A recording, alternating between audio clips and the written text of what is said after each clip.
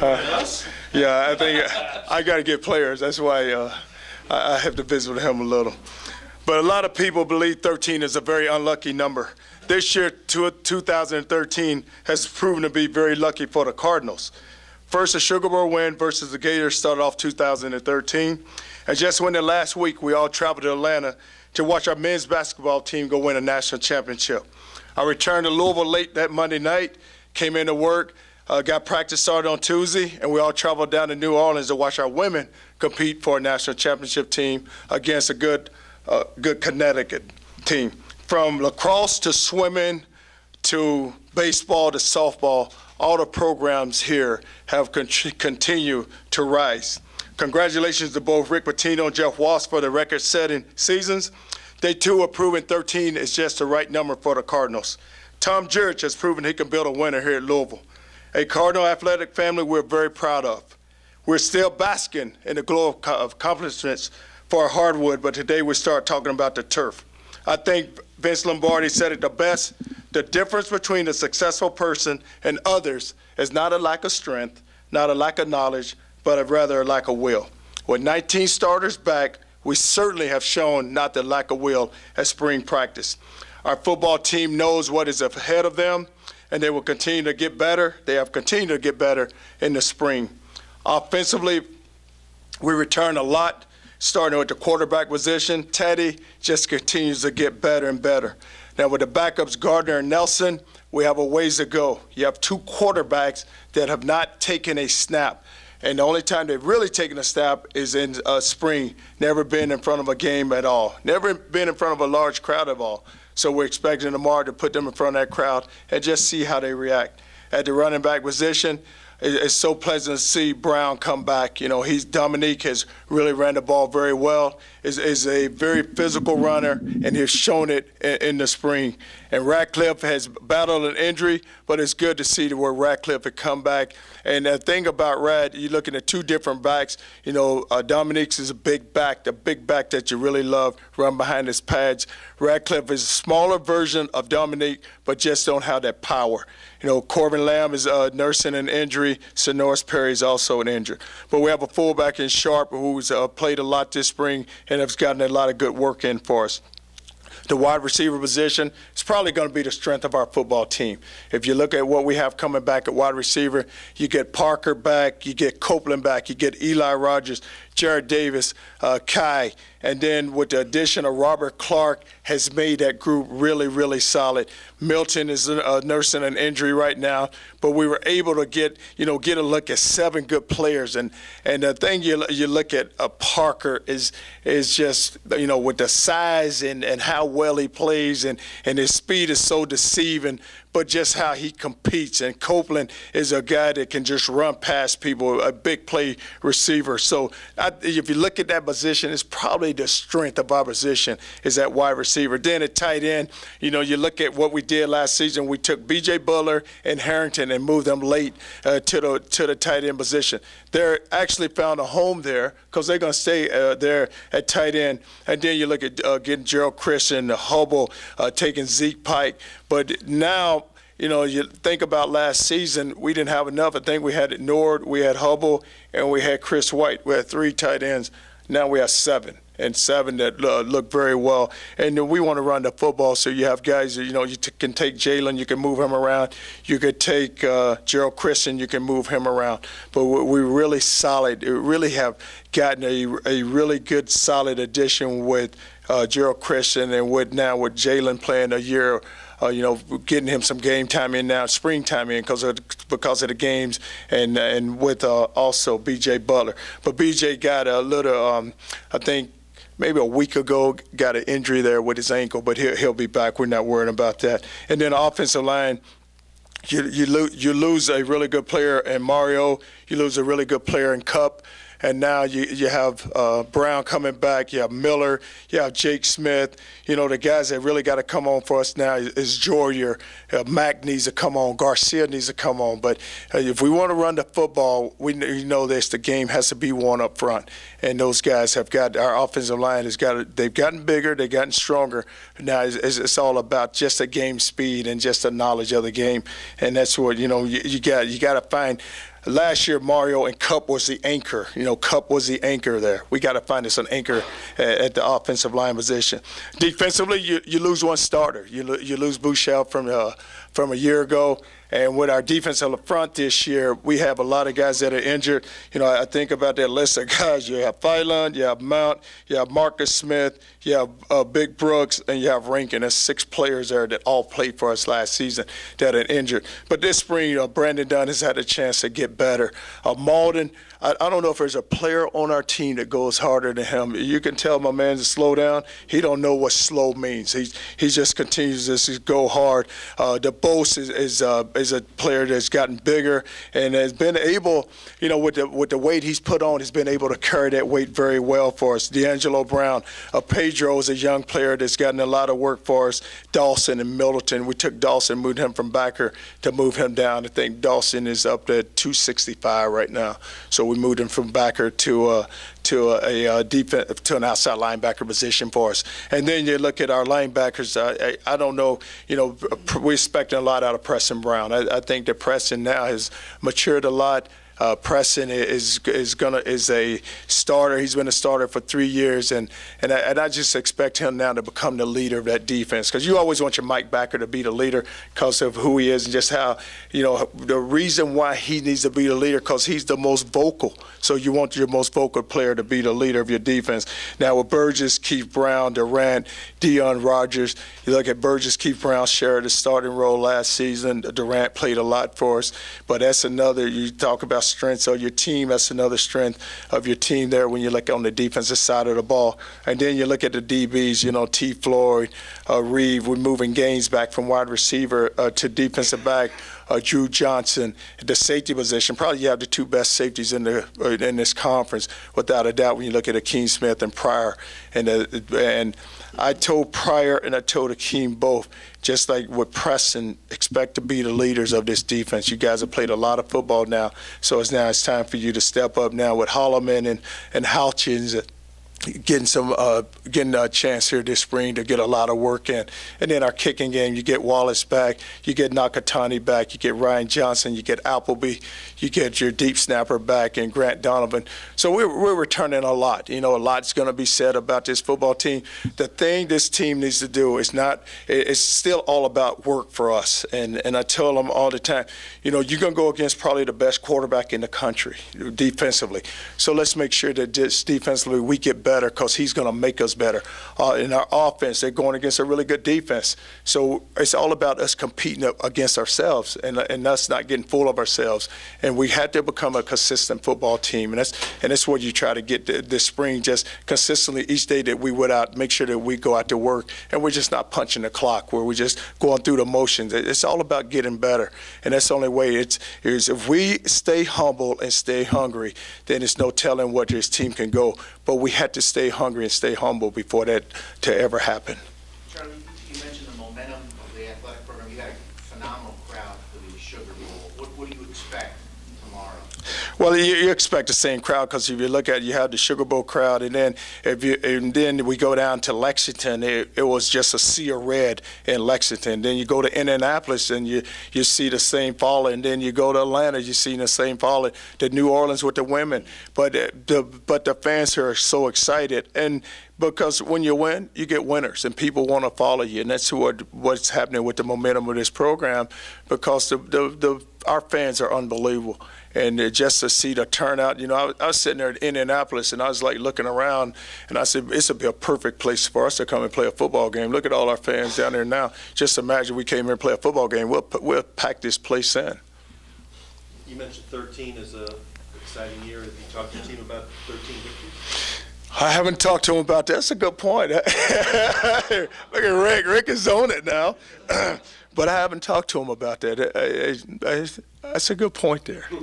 I mean, how are you going to deal with, when you went into the Sugar Bowl, obviously you were a big underdog and you guys used that to your advantage. You won't be an underdog this year. How will you deal with being expectations and being the big dog? Well, what do you always like to talk about? Just you yourself getting better. And what I try to make that we get focused as a coaching staff is that your position, within your position, we have to make sure that we get better within your position and that the players understand it's all about competing. And a lot of times we may have to compete against ourselves, but that's why I make the point, you're going to get against the best quarterback in the country, okay? So now he's going to make you better and you'll make him better, but just go compete and make one another better. We're just going to go, we're going to have the offense on one side of the field and the defense. So we have enough players where I don't think we had to, go hold anybody out, go 4-on-4, but we have enough players where we'll fill it up 11-on-11, but it's just going to be offense versus defense. And I think it's going to be ones versus twos versus ones. Any young guys really step forward during the spring? When you look at it, on our offense, the offensive line, Garcia has had a really good spring and has played. The thing you like is his size. He's a big body, and it's hard to just run around him. And when you run the ball, at least you have a guy who can come off and get his pads down and knock people back. Dominique Brown, I would say this, and we have seen him 2 years ago. We saw him last season. We didn't see him, but just his whole attitude has changed and the way he's come into this spring and just each day he has competed. And I just love the way he has ran the ball. Robert Clark adding to the wide receiver position, giving us depth. And that's what you always try to look for in spring ball, just where you can get depth. And that's what has happened. Because if you look at each position now, you would think that we have recruited well enough where now all of a sudden if a guy gets hurt, at least you can move another guy up.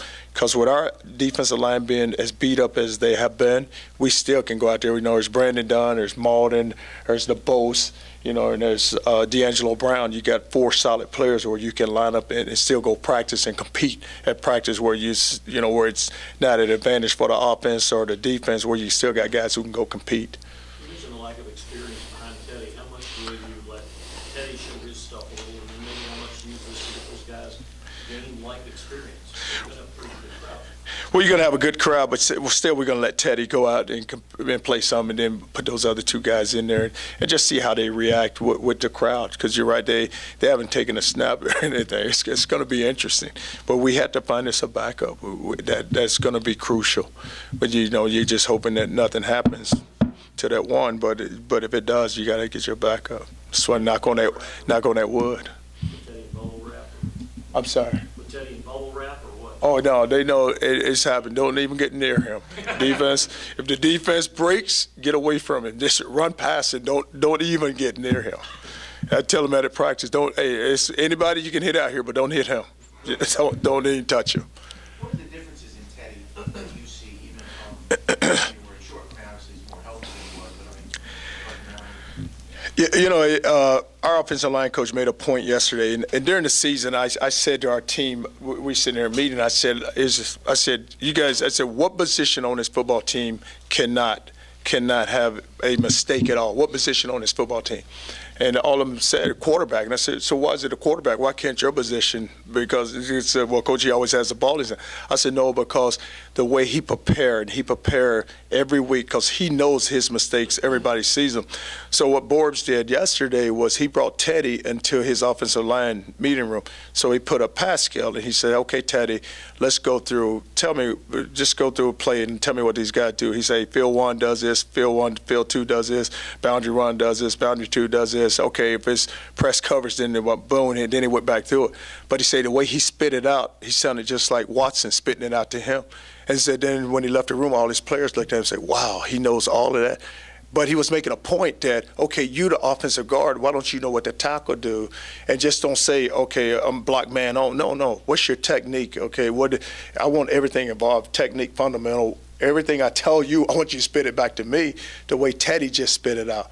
But it's all about it now, his whole awareness and where it's almost like he just such a student of the game now that he is so aware of everything that's happening around him. A lot of times with quarterbacks, if you think about it, a lot of times they try to break it down just like with the field where they just looking at one part of the field because they want to attack that. But he take the eyes, he pulls those safeties off. He'll take his eyes, he'll direct them here, and then end up just coming back to the backside knowing he's got that receiver open because he knew he pulled that safety off that hash and that safety's running because, he got a receiver running clean. And then here he comes to the backside. And Pryor talks about that all the time. He said, "You're always trying to take me somewhere." He said, I'm going to always go opposite of where your eyes take me because I know you're going to go opposite of where. But he has. And just to watch him grow and develop, and even just as a person, has been special. He made a point to me, with all the media hype, and me and Rocco was talking about it here with the hype, with the Heisman. He says, "Hey, Coach, just let me be a player. I don't need that," because he's so worried about letting someone down. But he said, "Coach, if we win, then we'll see what happens. But I don't want to be placed up there like, hey, this is where the team is all. It's not about me. It's about the whole football team." How do you balance that? Because it's good for the program to have a guy who's a Heisman candidate after getting the attention, but he obviously doesn't want the attention. No, because and you look at it too, Ken. It's also good as when you win as a team that and that's what he doesn't really want. He just don't want all that attention, and but you don't find too many people like that now. Some of those guys, they want all that attention, and they'll be eating it all up. But it's just the way. It's just who he is. Charlie, you called him the best quarterback in the country. The defending Heisman Trophy winner is also a quarterback. What do you like better about Teddy than Johnny? Well, the thing I just seen with Teddy, I really haven't had a chance to really look at the young man at Texas A&M, but it just how he just have grown here, and you watch how well he throws a football, and then where he places the ball, and then you don't get many turnovers with him. I can't remember how many interceptions he threw last year or whatever, but because just his whole preparation, when he walks into the game, he knows exactly. You can almost count on it. You can say one guy going to play well, that's him. I don't know how everyone else is going to play, but he's going to play well. And I just think about just last season, we go, we lose, we get beat up at Syracuse, and then he comes in here at Connecticut. We don't play well. He gets injured, and then we had to have him to win that game at Rutgers, and he goes out there with one arm, one leg, and then he makes it unbelievable. He plays unbelievable. I had Stein, but Stein took a lot of the pressure off of him. But then we go and play that bowl game, and it was just a top-notch performance against a really good defense. You think about that defense he played against at Florida and just how well he played. Gets his helmet knocked off. How many guys would have came back from that? His helmet's over there, and he's standing here, and he go pick the helmet up, give it to him, and then he just bounces back and just plays Just go back to that Rutgers game for a minute and revisit the thought process on your part about when you put him in, why you didn't start him, and what your anxiety level was about the whole game. Well, we went into that weekend. We just felt like we weren't going to have him at all and he gets injured. So now you're looking at a wrist and a knee or ankle. So we get there. So he comes up to me, and we're warming up. So he comes up, and he's trying to move around. He says, "Coach, I don't know if I can go." And I said, just wait. We'll wait till we come back out. We'll go back in, wait till we come back out, and then we'll just see where you are. And then he comes back out. Now, and I knew this. I knew this. He's such a competitor. When we came back out, and if that crowd is into it, and if it's a packed house, there's no way he was not going to play because he's such a competitor. So we come back out, and we get into the game, and it's probably about, we're about 4 minutes into it, and he comes up to me and says, "Coach, I'm ready." I said, "You sure?" And he's like, "Yeah, I'm ready." I said, "No." I said, "Well, let's let Stein go some more, and he said, "Coach, I'm just saying, if you need me, I'm ready. I'm ready to go play." I said, "Okay." So I flipped over and say, "What? Let's get Teddy in. He's ready to go play. Let's just see where he is and see if he can move around and make people miss him." And he said, "Well, I'm not going to do much scrambling." And then we get him to the game, and he plays. So it's late, and we were up. We were driving the ball to kick the field goal to go win the game. And he comes, Rutgers calls timeout, and he comes to the sideline, and he says, hey, coach, run a naked boot. I guarantee you I score. I said, there's no way I'm going to run a naked. I said, what? He said, run a naked. He said, run a naked. He said, they're not even honoring my fake. I'm just running out there. I said, you know what? They'll continue not to honor that fake because there's no way I'm going to let you roll out. You get hurt, and then people are going to say, what is he thinking? Why would he ever call that play? But we laughed about it. I said, no. We're going to just get in position, kick a field goal, and win this thing and get out of here. We're not going to see if Teddy can run it. But it just shows you just how he's into the game. But it's just his whole awareness. And that's what's really good about him. And it's just he don't mind competing, and he knows that his teammates know just how much he want to win. So I think just his drive drives them also. You said that probably your strongest position is wide receiver. With that in mind, how do you look at a James Quick fitting in when he reports in the ball? Well, and that's going to be critical because Quick will be able to fit in because the way we have it set up, usually you have 4 positions across there. Now, the 4th position is going to depend on how well our tight end plays also, because we're going to have a tight end. So if we ever need to go 4 wides, then there's a Quick. It's going to be a spot for him because you look at it, we have 7 right now. You always need 8. You always need an 8th receiver to come along. And the Quick, I think the Quick will be able to contribute for us right away. Part of his game is it that you like the best? Is it his speed? Is it his ability to get yards after he catches the ball? Well, a combination of both. He can catch the football, and it is his speed. And then once he catches the ball, what you like to see with receivers, when they get the ball in their hand, can they make somebody miss? And because that's what's critical. Because you don't see, when you think about it, we threw some long throws on people, but how many long throws do you really see? You see those catches where you make Devontae Parker's catch in the Cincinnati game. Remember, he catches the one, and he breaks across the green and goes down, and nobody thought he could run like it. I didn't think he could run like that, and he goes in and scores. But you'd like to see those type of catches. Can a guy catch a 5-yard hitch and turn it into a 30-yard play? I think Quick can do that. What's it been like with Cam under center? Obviously Mario was a big part of that last year, and how does that affect the offense? How's he doing? It hasn't affected at all because we work on center quarterback exchange every day. So we haven't had many fumble snaps at all because it is going to be new, and with the center with George, you're snapping the ball. But he's been able to take the snaps and hasn't been an issue. What's it like for you sitting there Monday night watching the national championship, and how much does it help recruiting with just the attention that the men's team will remain, all the attention this program has got? Well, you sit there as a coach and you just enjoy it because you're part of a school, and then you wanted to win so bad. You say, oh, God, you go in that game and say, God, we got to win this. We just got to win this for the program, and just the exposure for the program, and knowing that recruits are going to see it, but on both sides, but just the whole athletic program. Because, and I was sitting there, and Tom was behind me, and you wanted more for him because here's an AD who has put so much into a program, and now for him to go win a national championship, it's just look at the work he's done. And the president's sitting there, but it's just here's a national championship coming to a university, and it's like, wow, isn't that amazing?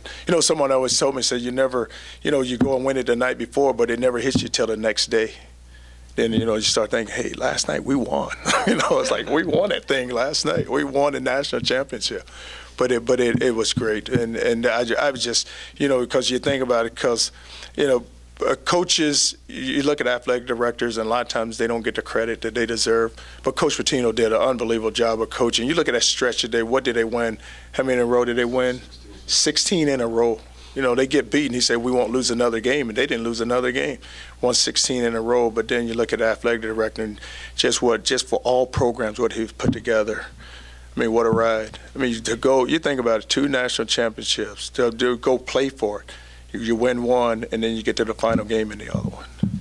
Year 4 for you. You won a BCS game against Florida last year. You turned down an SEC job to stay here. Are you more relaxed? How have you changed as you get into this?